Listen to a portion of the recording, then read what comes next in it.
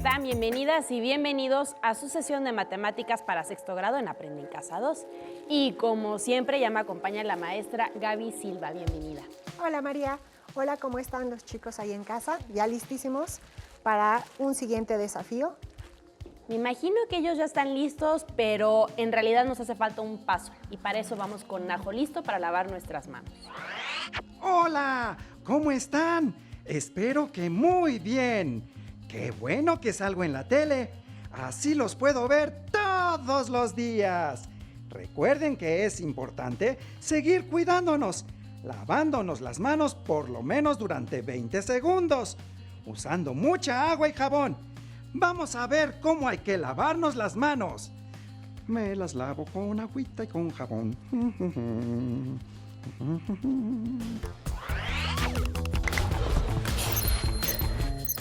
¡Atención! ¡Atención! A continuación, información importante. Lavarnos las manos varias veces al día es importante para prevenir cualquier enfermedad. Sigue estos pasos para hacerlo correctamente. Moja tus manos. Usa suficiente jabón. Frota tus palmas una con la otra. Ahora, frota la palma de una de tus manos contra el dorso de la otra, entrelazando los dedos. Repite lo mismo con la otra mano. Frota los dedos. Ahora haz como que rasguñas la palma de tus manos para lavar tus uñas. Enjuaga tus manos con agua. Sécalas con una toalla. ¡Y listo! ¡Tus manos están limpias! Si no tienes agua y jabón, usa desinfectantes a base de alcohol.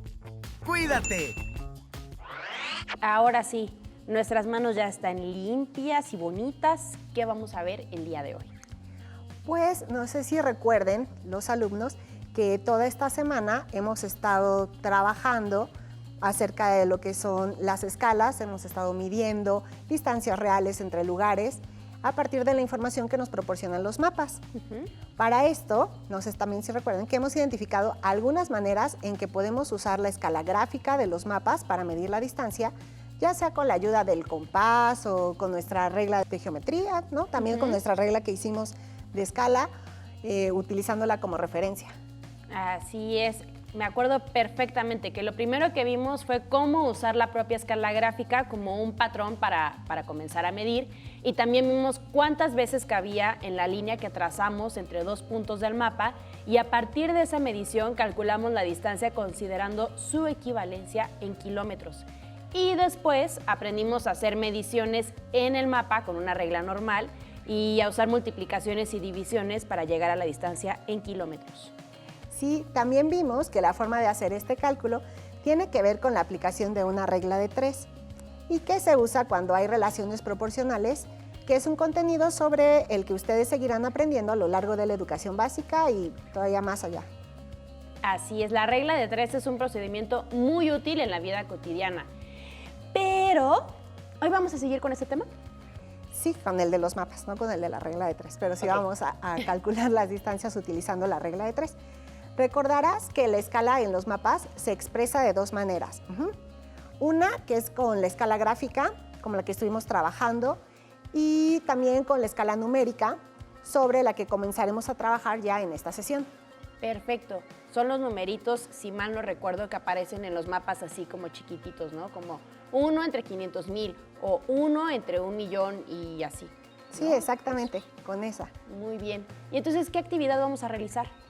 Pues vamos a hacer dos tipos de actividades. ¿Sí, chicos? Primero, revisaremos algunos ejemplos e ideas sobre las escalas numéricas que no solo se usan para elaborar o interpretar mapas, sino para otros tipos de situaciones, actividades y documentos y hasta problemas.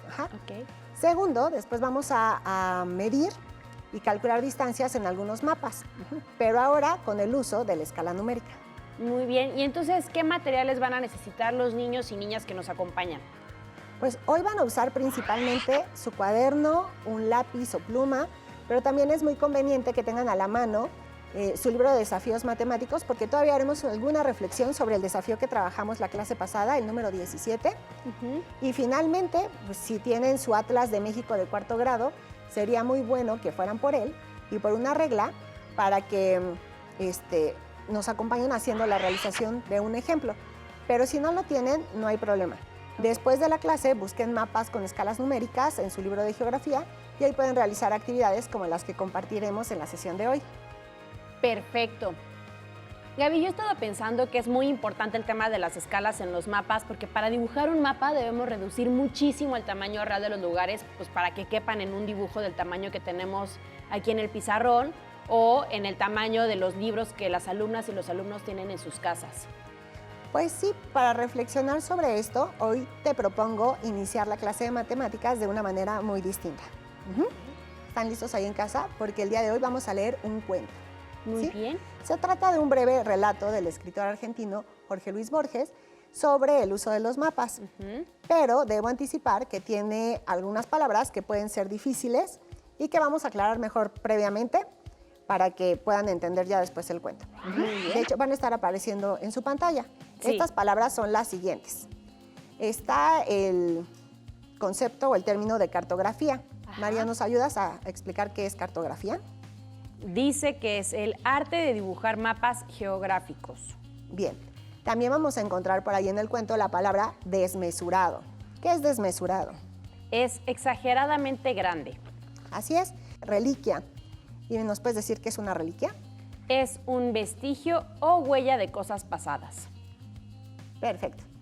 Ahora, María, si no es mucho abusar, ¿también me podrías apoyar leyendo el cuento? Claro que sí. Se llama Del rigor en la ciencia. Perfecto. Dice, en aquel imperio, el arte de la cartografía logró tal perfección que el mapa de una sola provincia ocupaba toda una ciudad y el mapa del imperio toda una provincia. Con el tiempo, estos mapas desmesurados no satisfacieron y los colegios de cartógrafos levantaron un mapa del imperio, que tenía el tamaño del imperio y coincidía puntualmente con él. Menos adictas al estudio de la cartografía, las generaciones siguientes entendieron que ese dilatado mapa era inútil y no sin impiedad lo entregaron a las inclemencias del sol y de los inviernos. En los desiertos del oeste perduraron despedazadas ruinas del mapa, habitadas por animales y por mendigos. En todo el país no hay otra reliquia de las disciplinas geográficas. Muy bien, pues este es un cuento de Jorge Luis Borges, como lo mencionamos. Y este texto pues nos va a apoyar un poquito para poder entender parte de lo que vamos a ver el día de hoy. Me parece muy interesante, pero habría que tener ideas muy equivocadas para hacer un mapa del mismo tamaño de un país. Imagínate que hiciéramos un mapa de México que fuera del tamaño de nuestro país. Para empezar, ¿dónde pondríamos ese macromapa? Sí, no tienes razón. En muchos sentidos, esta idea plantea muchos problemas que la harían irrealizable.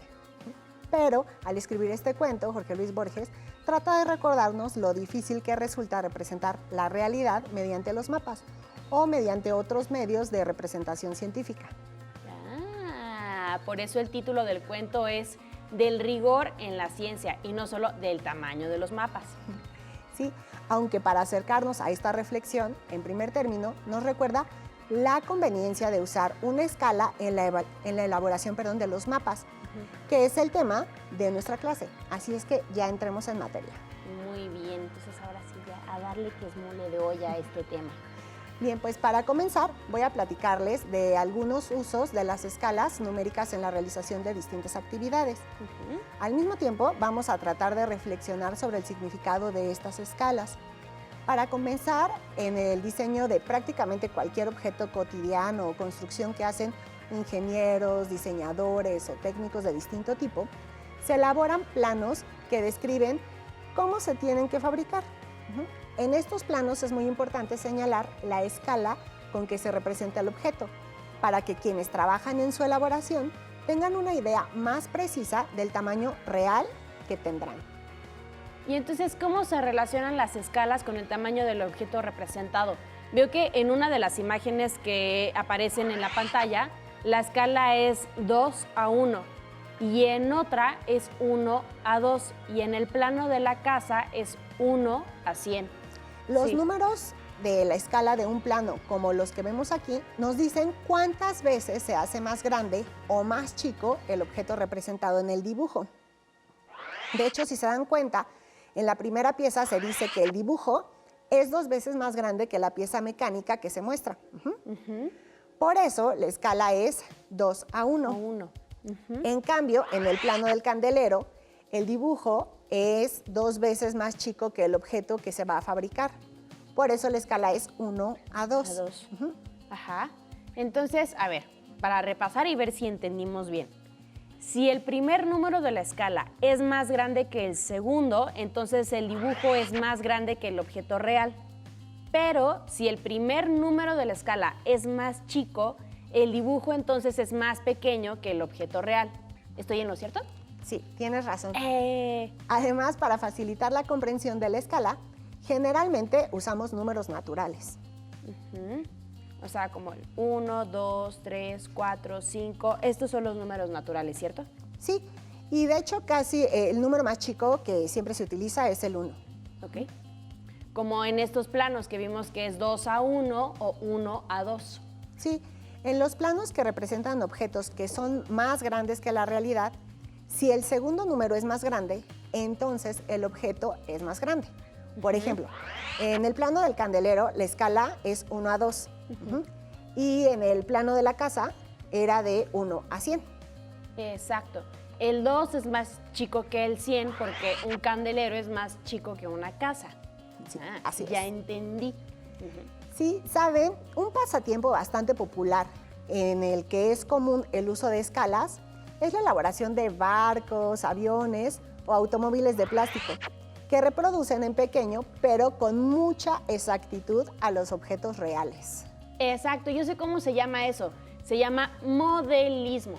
Y tengo una prima que le encanta pasar el tiempo así, juntando piezas pequeñitas de plástico y usa un pegamento especial y luego las pinta.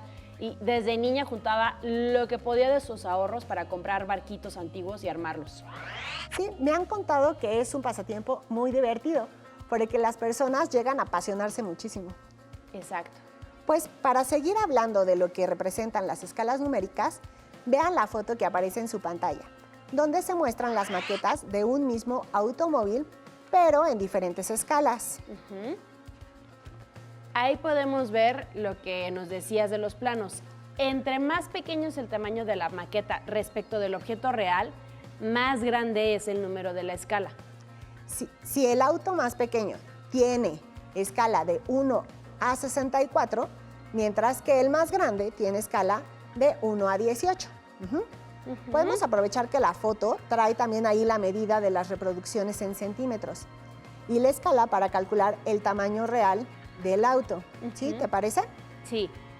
Pero, ¿cuál escala y cuál medida debemos tomar? ¿Nos va a dar el mismo resultado? Pues cualesquiera que sean los datos que tomemos, nos tienen que dar casi el mismo resultado. Y digo casi por la imprecisión que puede tener la medida que se muestra.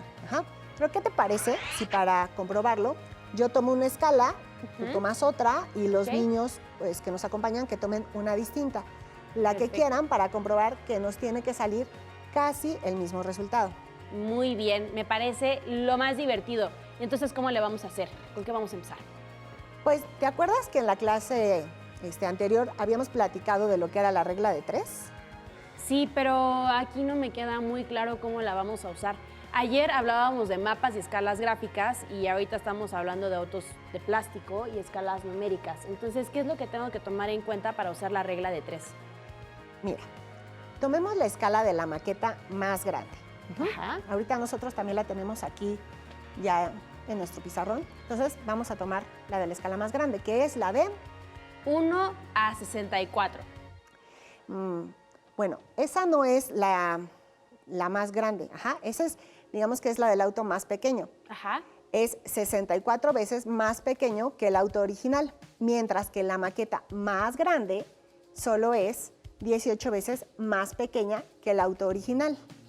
Ah, es que como me preguntaste 2 veces pensé que había cometido un error, pero entonces sí estaba en lo correcto cuando señalé, esta es la escala más grande. Sí, muchos de los niños se van con esta porque el 64 pues lo ven más grande el número, pero pues no. Esta maqueta mide aproximadamente, si se fijan aquí como decíamos tiene una regla, entonces esta maqueta mide aproximadamente 26 centímetros.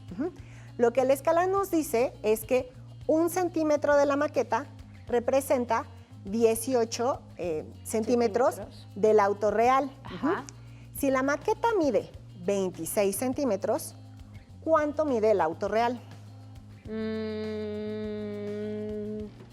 Tendríamos que multiplicar.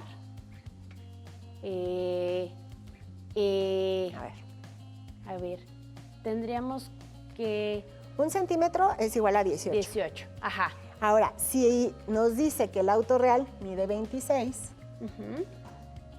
¿cuánto mediría? Y aquí es donde ya vamos a aplicar la regla de 3. Entonces tendríamos que... A ver, ¿qué les parece si lo hacemos como lo hemos hecho en clases pasadas? Va. Vamos viendo como las equivalencias, ¿sí? 1 centímetro, Ajá. ya quedamos que es 18, ¿no? Sí, 2 centímetros serían el doble, Sí. 36. 36, perfecto. 3 centímetros, Serían 54. 10 centímetros, Serían 10 centímetros, 180. y ahora sí vamos a ver cuántos son 26 centímetros. Entonces, fíjense bien, aquí es donde aplicamos lo de la regla de 3. Tenemos que multiplicar 26 por 18 o 18 por 26, que no importa. Recuerden que en la multiplicación no importa el orden de los factores, nos va a dar el mismo resultado. Entonces, 6 por 8, 6 por 8, 48. Y llevamos 4. 6 por 1 6, y 4, 10. perfecto. Ahora multiplicamos por el 2. 2 por 8, 2 por 16. 8, 16. Llevamos 1 Ajá. y 2 por 1 2, más 1. 3. Entonces hacemos la suma, 8, 6, 4. Y entonces ya tenemos que mediría 468. En cierta manera, lo que hicimos fue multiplicar 26 por 18, así en diagonal, y después dividimos entre 1, solo que pues ya no lo hicimos, pero sí dividimos entre 1, para obtener el número que nos faltaba, que en matemáticas es el número que estamos buscando, y que por lo general, antes de ponerlo aquí, a veces lo van a encontrar como con una X, con un signo de interrogación, pero por lo general en matemáticas siempre lo van a encontrar con una letra X. Y esto es así porque la escala representa una relación proporcional en la que 1 entre 18 es igual a 26 entre 468.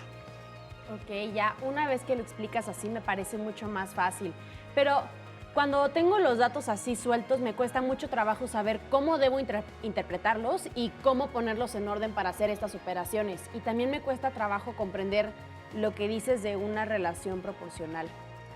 Como les he mencionado, son temas difíciles que seguiremos estudiando no solo en sexto grado, sino en toda la educación básica. Lo que importa es acordarnos qué es lo que representa una escala y poder interpretar su significado para llegar a las operaciones con las que encontraremos pues, la medida faltante. Pero ahora, ¿qué te parece si realizamos la actividad que te había comentado? ¿Sí? Sí. Tomemos otra de las escalas de los autos y la medida de la maqueta y hacemos el cálculo para así llegar a la medida del auto real. Muy bien. ¿Cuál usaremos? ¿Te parece? Pues sí, la del medio, ¿no? Esta de Una 32. 1 a 32. Ok, entonces vamos a hacer igual la regla de 3. Ok.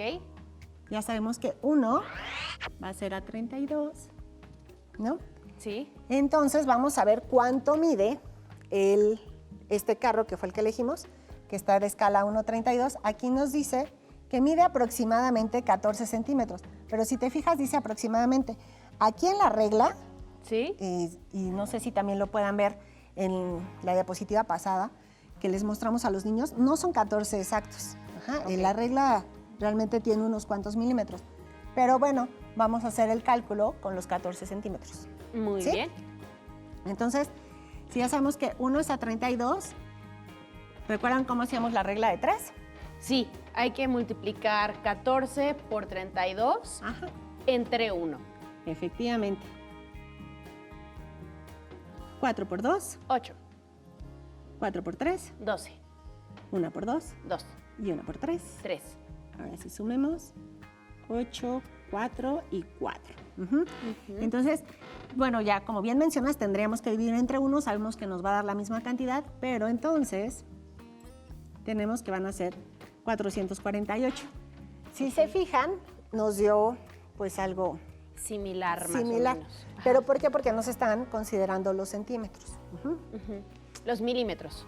Los milímetros, exactamente. No sé si en casa, si utilizaron el mismo que nosotros, pues ya obtuvieron el mismo resultado. Pero si usaron el de 1 a 24, les va a aparecer más o menos lo mismo, una pues diferencia pequeñita. Perfecto. Yo aún tengo una duda. Cuando hablamos del tamaño de un auto, generalmente no usamos los centímetros, sino los metros. Entonces, ¿tenemos que hacer la conversión de centímetros a metros para tener el resultado en unidades que son pues más usuales, más cotidianas? Sí, en este caso, por ejemplo, la longitud del auto es de 468, ya habíamos visto, centímetros, ¿no? Sí. Si hacemos la conversión, tendríamos que ver, ya saben que hay 100 centímetros en un metro. Entonces, si lo dividimos entre 100, 468, entre 100. lo podemos hacer directamente recorriendo 2 o hacer toda la división de 4 por 100, 400 para 468 y luego ahí, ya lo hice muy pegadito, 6 y nos sobran 80. ¿No? Aquí acuérdense del punto y ya tendría que ser 8. Bueno, pero entendimos ¿les parece que bien ahí si lo cabría. hacemos como ya habíamos enseñado en otras clases, que recorremos 2 puntos, 2 lugares más bien, ¿no? Entonces, en metros, este coche mediría 4 metros con 68 centímetros. Ajá. Y entonces en el resultado del otro ejercicio que seleccionamos serían 4 metros con 48 centímetros. Así es. Ok. Entonces, pues es el resultado con el que nos quedaríamos al ser una medida más convencional. 27 centímetros de diferencia entre un cálculo y otro por una imprecisión de milímetros ahí en la medida de la maqueta. Sí, si se dieron cuenta, la diferencia fue de 20, ¿no? Sí. Entonces, siempre hay que hacer las mediciones con el mayor cuidado posible, pero pues siempre es posible que incluyamos un grado de error que va a afectar el resultado final. Solamente cuando hablamos de mediciones y aproximaciones. Vamos a hablar de cierto grado de error aceptable. Perfecto. Pero no cuando hablamos de realizar operaciones. No vamos a decir que 2 más 3 es más o menos 7. Pues no. Sí, no, o sea, tienes razón. Pero el uso de decimales, pues muchas veces implica una aproximación que también conlleva cierto grado de error, ¿sí? Pero regresemos al tema de las escalas. Muy bien. Gaby, yo me quedé pensando en otra cosa. En el desafío de ayer vimos que en la escala gráfica del mapa de Aguascalientes correspondía a 10 kilómetros. Entonces, ¿la escala numérica sería de 1 a 10? Sí, no tenemos que comparar medidas que expresen con el mismo tipo de unidad. Si tenemos el dato de 1 centímetro que representaba 10 kilómetros, debemos encontrar entonces cuántos centímetros hay en 10 kilómetros para hacer la comparación entre puros centímetros. A ver, entonces, en 1 kilómetro hay 1000 metros. Sí. Y en 1 metro hay 100 centímetros. Entonces, ¿cuántos centímetros hay en 1 kilómetro? Pues tendríamos que multiplicar. Las equivalencias que tú diste, efectivamente, sí están bien.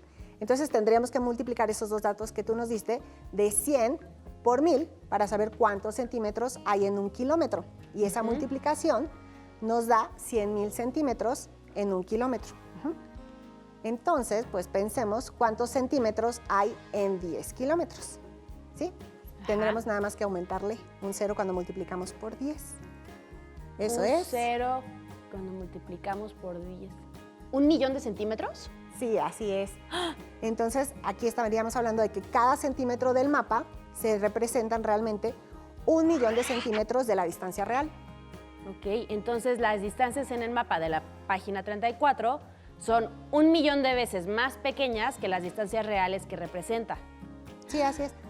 ¿Qué les parece, chicos, si ya en casa, nosotros al principio les mencionamos que queríamos hacer una actividad con el Atlas de 4º grado? Sí. Ustedes, si todavía conservan el Atlas, pues utilicen cualquiera de los mapas que está ahí. O si no, como bien mencionamos, en su libro de geografía de este año, también al principio vimos que tenemos muchos mapas. Hagan esta equivalencia y practiquen lo que es la escala numérica. Perfecto. Pues ya lo saben, empiecen a calcular y a pensar cuántos kilómetros en realidad son y cuántos millones de centímetros hay entre cada una de estas distancias. Sí, muy bien. Pues Gaby, como siempre, muchas gracias. Hemos terminado con cálculo de distancias en mapas con una escala numérica y espero que lo hayan disfrutado tanto como Gaby y yo. Hasta la próxima. A continuación, geografía. Pero antes, vamos a movernos un poco.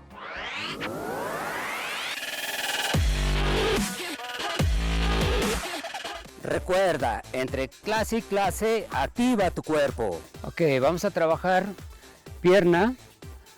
Vamos a pararnos. Vamos a abrir nuestro compás de tal manera que nos estamos cómodos. Extendemos brazo al frente y bajamos, flexionamos rodilla, 90. Bien, exactamente. Arriba, muy bien. Vamos a abrir nuestro compás.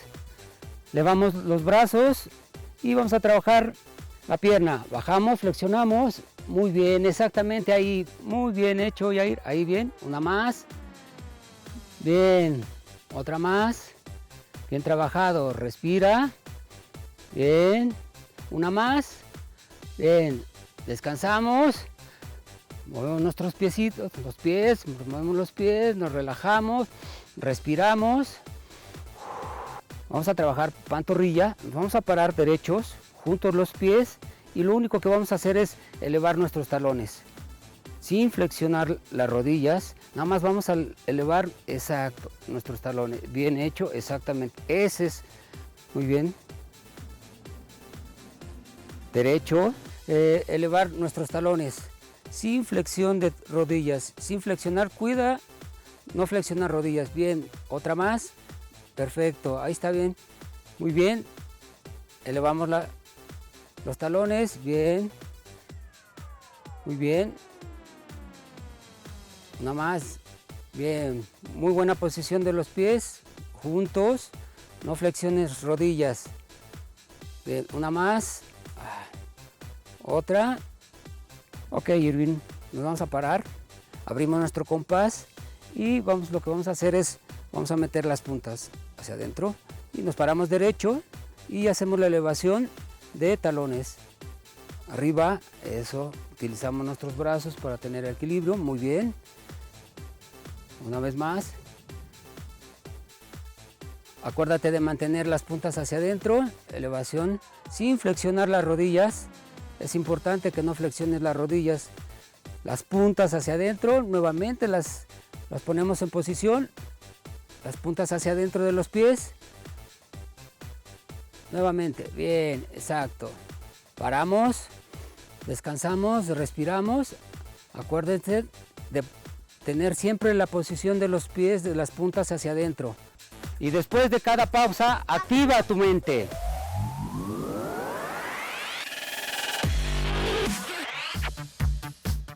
Si no tienes el libro de texto o necesitas ayuda para responder las preguntas, contáctanos.